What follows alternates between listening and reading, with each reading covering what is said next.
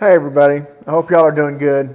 I was going to talk to you a little bit about something. We've got some MIG guns that were donated to us by Airgas, and different styles, different types. But one of the things that I can do is clean these up and set them up where you can use them to practice at home. Okay, can't weld with them obviously, you need a power source, but it is a way that you can build some manual dexterity without actually having to weld. Okay, I know for some of you it may sound a little bit silly, may not be interested, I understand that. But let me tell you something, the more times you put a MIG gun, a TIG torch, or a SMAW electrode holder in your hand, the better you're going to get with it, okay? Because what we're trying to do is make a connection between our brain and this tip of wire right here, or the end of a tungsten electrode, or the end of a stick electrode, okay?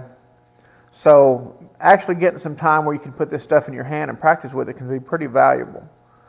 So if you are interested and you're up to date or you've been doing some of the online classwork, I can set one of these up for you, clean it up, get you some wire, a couple of T-joints that are tacked together or welded together already, and give you an opportunity to actually do some practice, okay? So this one here is kind of neat in the fact that it's got kind of a swivel neck on it. I've got a couple of those, got a lot of other different styles. But anyway, what I can do is I can set up on the table right here, and I can just practice how I put my hand underneath here, okay? Obviously, it's hard to manipulate the camera and do all this stuff at once without any hands. But one of the things that I can do is practice just keeping my work angle consistent. So I've got my hand propped up right here.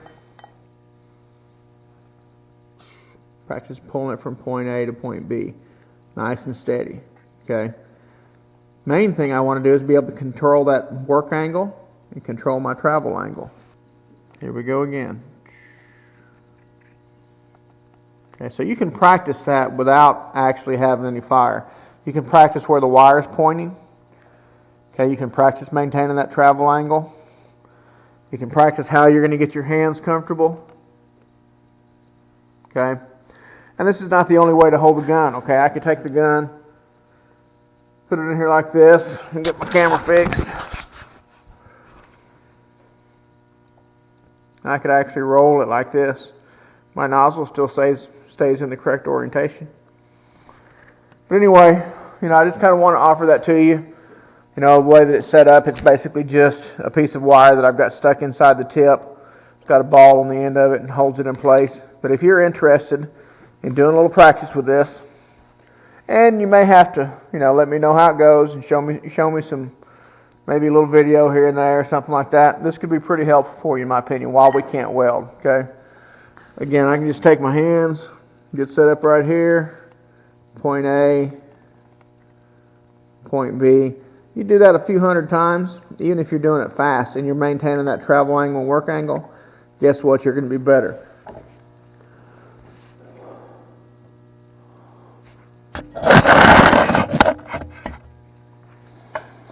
So again, there's no right way, wrong way. We're going to pull the wire out a little bit. I bumped it, knocked it in there.